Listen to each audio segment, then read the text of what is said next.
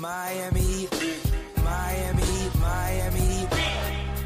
It feels like Miami.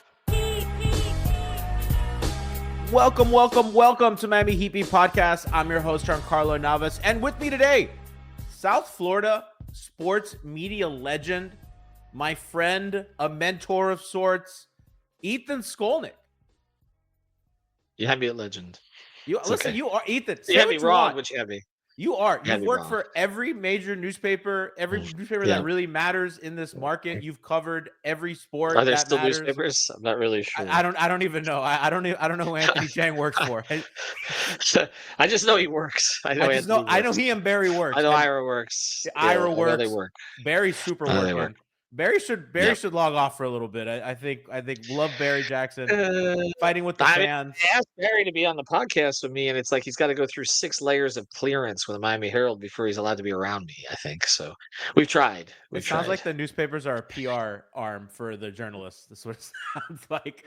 Well, it sounds like newspapers don't understand that getting your journalists on every possible outlet is good for business, but it's a whole nother Barry's matter. a hot commodity right now. Barry's the guy. What's that? Barry's a hot commodity right now. Barry is the guy. If the Herald had turned over their sports operation to me, it would look a lot different. Just leave it there.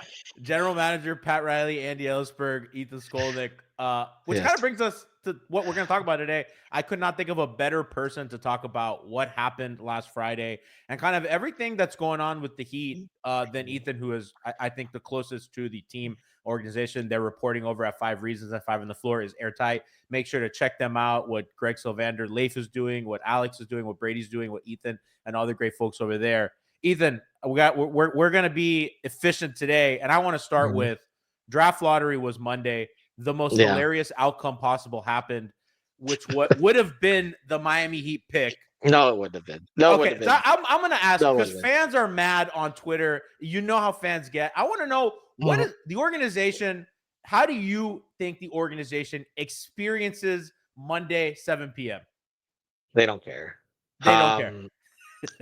Well, because there's like all kinds of butterfly effects here and all other things that play into it. And again, there was a 1.8% chance. And also the Heat traded Jimmy. They didn't trade a player to the Lakers. So that was never going to happen. I don't want to go. I don't want to go. I don't want to go the NBA non route, right? The QAnon route here. So I'm not going to get into the conspiracy theories necessarily, even though it does seem every time a team trades a star, they get the number 1 overall pick. But it's just more so that look at all the things that had to happen there. So first thing, it wasn't just a 1.8% chance. Dallas had to win a coin flip with Chicago just to get that particular spot. So you actually can half it. It was like a 0.9% chance. And so, I don't think the organization is going to change course based on under 1% probabilities. I just don't. Coin flip. They're a little too stubborn for that. So what I would say is, look, it's amusing. It obviously gave Trilly something to post about, but I don't really, which is what matters these days. But I don't really, I don't know. I don't think it would have been them. I mean, they've literally never moved up. They've never moved up. The 1 year that Pat sort of acknowledged finally that they tanked in 07-08, I guess shutting down the entire team and bringing up Kassim Powell and Stephon Lasby was not enough of a tell. Those are fucking names, man. Oh, right? Oh, God. Some other ones. God, I can forget some of them. But anyway, I mean, that's enough. And Penny Hardaway played a lot of games that season. He was like 82 years old. Look. They did tank the end of the 07-08 season. They didn't go into that season intending to tank it, but they did tank it. They got the most ping pong balls, and then they watched Derrick Rose be handed to his hometown team in Chicago when they had the 13th best odds. I mean, what are we talking about? They have never moved up. They've never moved up. So you could say the law of averages and all that kind of stuff. I don't know. What were the law of averages that 2 franchise players, Zoe and Bosch, would both have career traumatic, ailments? One that shut down one career, one that short circuited another. Things can keep happening. I mean, what are the odds that the West has been better than the East for the last 25 years? Like sometimes things just don't cycle back. They don't. So do I think that they would have gotten that pick? No. Do I think it'll change their philosophy on this? No. Pat Basie told you at the press conference, we're going to do what we do. I don't even know the 13 retools he's talking about. I tried. I even read through The Winner Within again because I know that the new reporter to Pat Riley press conferences always brings The Winner Within. I mean, I have my copy. It's right here. Okay, I read it every night before I go to bed. There you go. Okay, it's Yeah, right there. And I can tell you that he mangled his own book because he said that they were in the Thunderbolt stage, but the next stage was the breakthrough. Well, Thunderbolts is chapter 4. The breakthrough is chapter 6. Chapter 5 is the choke. So actually, I don't know that he remembers his own book all that well, but I do. And what I'm going to say is that he's not going to change. Not going to change. they've been consistent. I mean, Ethan, he said many times, I don't think I need a draft pick every year. I need it every other year, and that's okay with me. And they've Yeah. operated that way I'm 32 years old, my whole life. And I don't see that change, which kind of brings me to kind of like the next thing that I really wanted to talk to you about was my humble takeaway from that press conference is they think that they're closer than they are. That they think that we are not very good right now. But listen, and I'm sure that they're watching Tatum go down and say, why, if Jimmy doesn't explode our season, why isn't that us? Why can't we are we scared of the Indiana Pacers? Are we scared of the Knicks that we kick their ass? We're not scared. You know what I mean? Like, I could totally see them experiencing the playoffs right now being like, I'm not scared of Minnesota, right? I'm not scared of, like Denver's inferior to what they were when they won the title against them. And I think that press conference, and all this has happened after, but like I kind of took from that press conference is they say there's going to be changes, and I'm sure there's going to be some changes. I don't know how big, changes. But it sounds like they don't think that there's too much of a problem. Well, that press conference occurred before Tatum blew out his Achilles. Yeah, that's what I'm saying. And Indiana eliminated Cleveland, so it's only going to fuel that fire. I mean, like, I don't. And we're probably going to do a podcast on that. I mean, who's the best player in the East if Giannis is traded west? Tatum's hurt. Embiid's hurt. I mean, who? Bob Paulo? Tyler Hero time, baby. Bam. I mean, I'm just saying, like, who is the best player in the East? Maxey? I mean, this is not a lot. I mean, Cade, maybe. Probably Embiid. But he's not healthy. You can't count on him. You can't count on Tatum. Okay, everybody goes west. And not only everybody goes west, then the number 1 overall pick always goes west.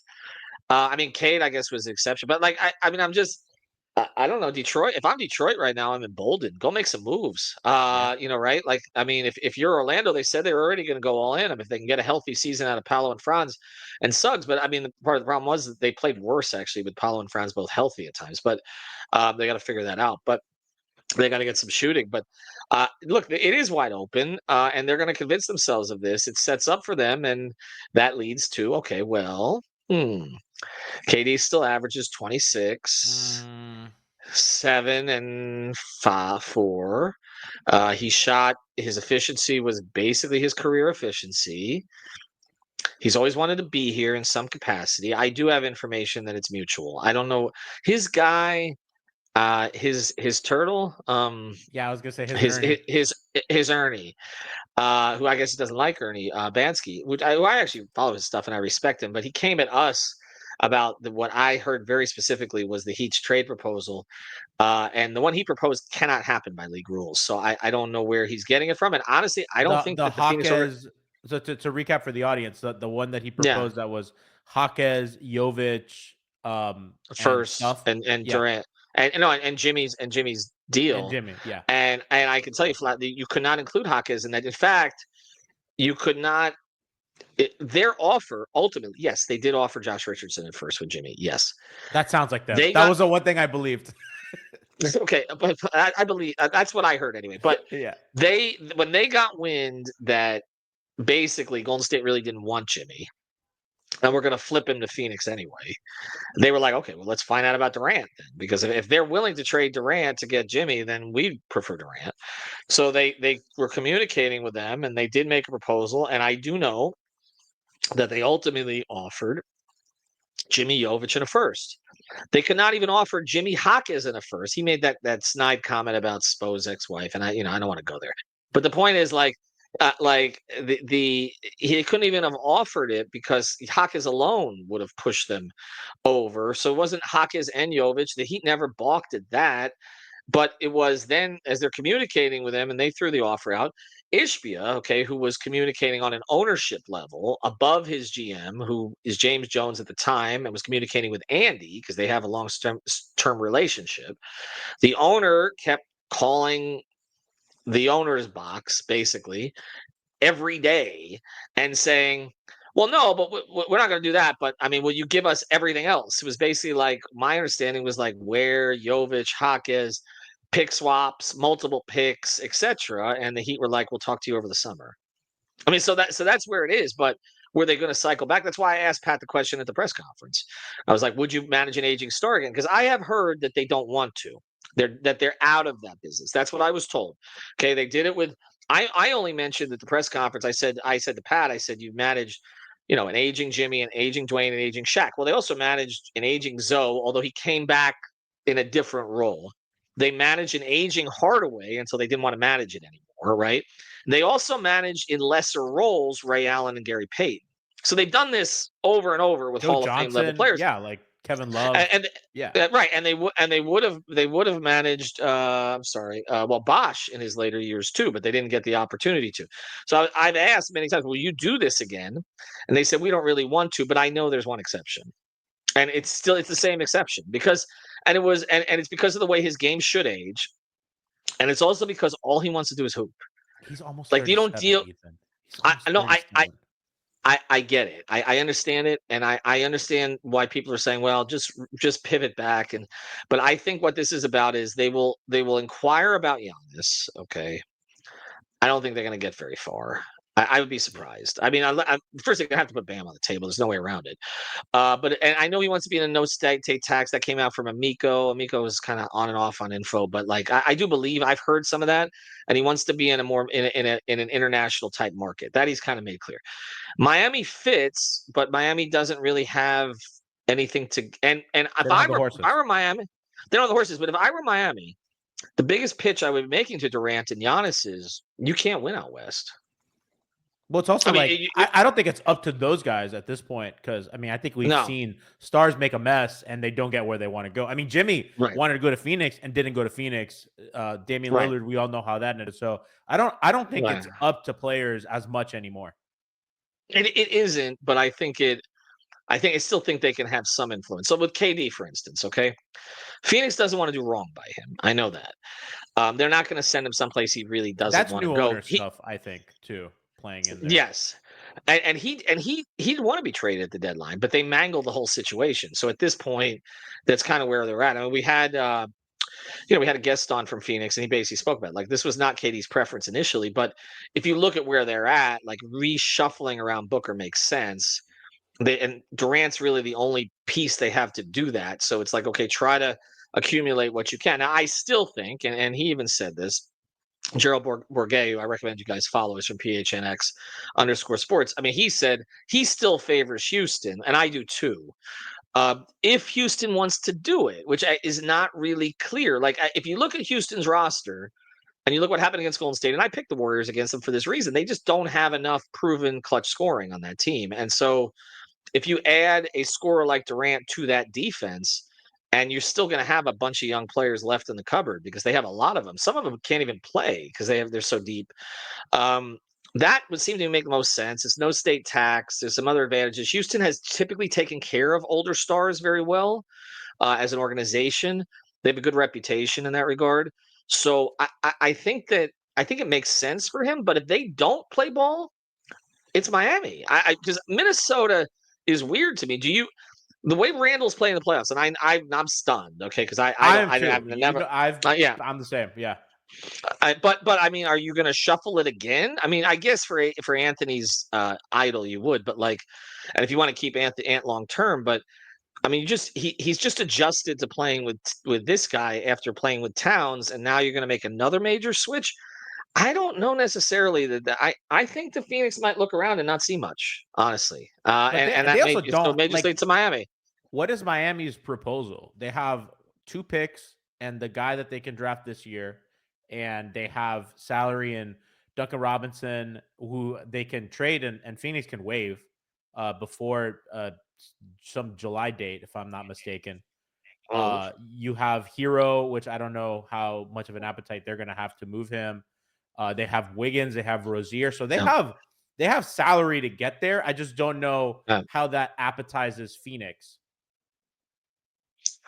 I think that we talked about the Phoenix possibility, Gerald and I. I was looking at it and saying, okay, the getting off of Duncan's contract early, where you could get the partial guarantee, that saves Ishbia a little money, right? I don't know how Wiggins helps them. He said he thought it could be kind of a neutral contract for them, which is what I thought when the Heat got him. Now I'm not so sure. Yeah. And so I don't know. It keeps them competitive. He can play with Booker like he played with Curry, I guess. So there's like a role Rozier there. gives them flexibility financially because he's expiring. Yeah, it does, and there's 1.7 less on that contract because he didn't earn his incentives. So there's a little bit less to take on. He had to make the second round and play 70 games, sometime within 4 years, and it never happened. So I think but honestly, I think it's going to come down to where. I mean, I think that if you're Phoenix, they have had a lot of trouble finding that big, right? Like they brought in they drafted Ayton, they brought in Nurkic, they just went out and got Nick Richards. They're still looking. They need a dunk threat, like a vertical threat with Booker, I think. And so I can see them insisting on where. I think if the Heat could get it done, and I like Nico a lot, I just don't know. I don't know what to do with him because it's just he hasn't been on the floor enough. They can't seem to figure out a role. Like to me, he's a Heat player with big upside. The extension is looming, but I don't think they have to do that though. Like that, they can. He's just in a weird spot because they drafted him so young, and he has flash potential, and I do think he has the qualities personally that they like. And he wants to improve. It's just he's been short circuited in a bunch of different ways, whether it was role or whether it was injury. But I think they would trade Hawkins in a heartbeat right now, I believe. But Jovic, they would trade him. Now, are they going to trade where? I don't know. But it's I'm not Jovic where and a pick for a 36-year-old. I don't know.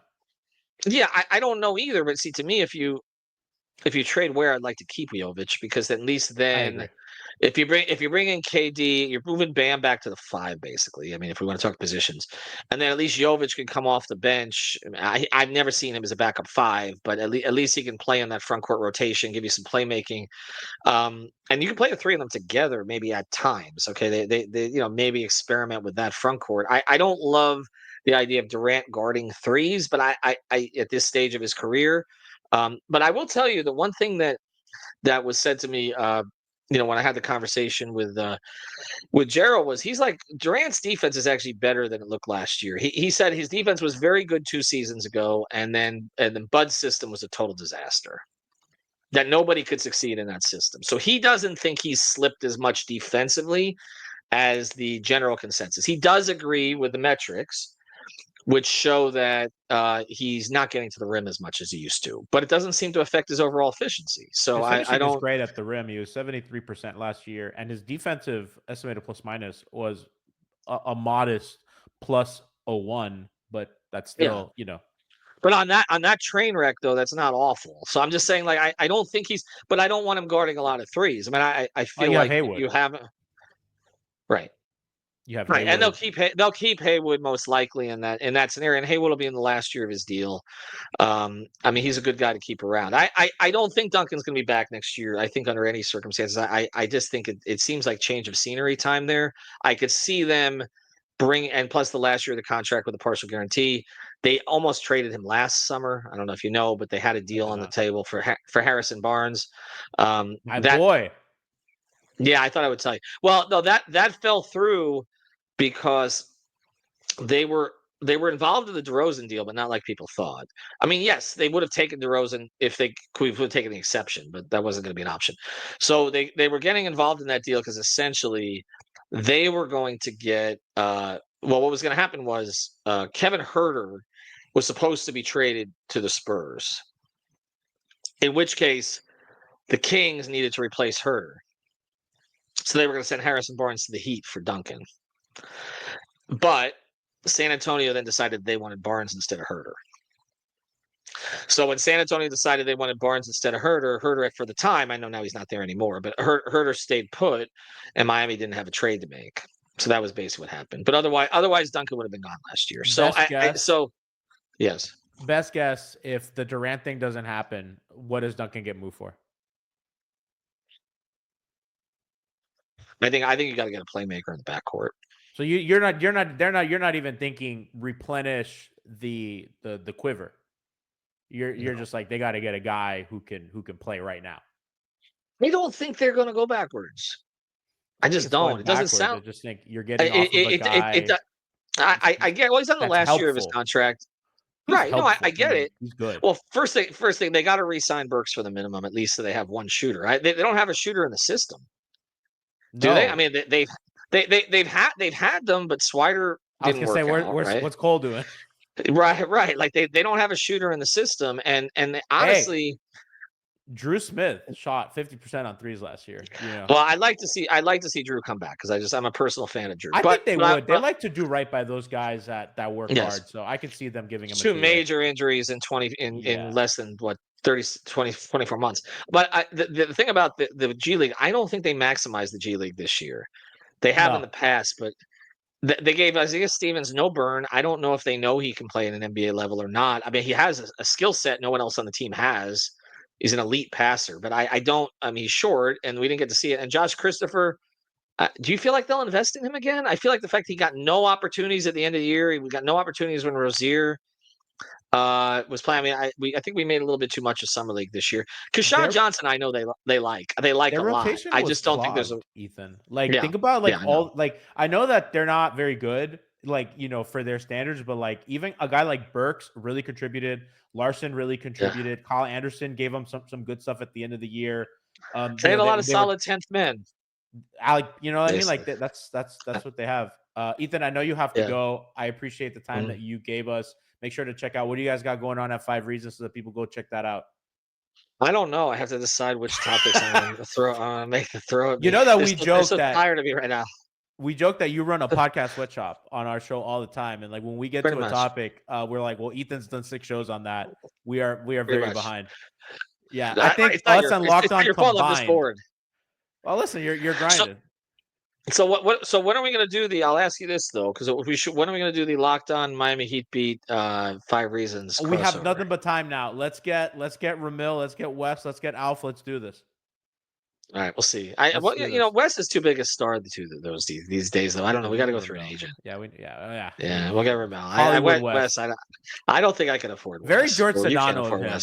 Become a little too Hollywood for good old Miami. It's gonna be hard for him to come back down to the people like us. It really is. That's how it we is. should get Taché too.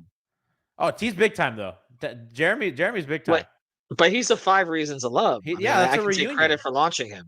Yeah, no, absolutely. That's a little reunion. That's fine. No, the Levitard show people, they don't deal with me anymore. They're out of it. They just send me subliminals. I will say that I give Mike Ryan credit because I went at him, but he was the only other person with your perspective about the Rozier trade. So, well, there was one person in the Heat front office who had that perspective, but he didn't, unfortunately. Who was it? Overrule. Who was it? Well, one powder spoke because they wanted him. I've heard that both those guys wanted him. Yes, they did. I've heard both those guys wanted him. Ethan, thank you so much for joining us. Appreciate you. Check out 5 Process Reasons. of elimination on the others. Let's go, baby. All right, bye.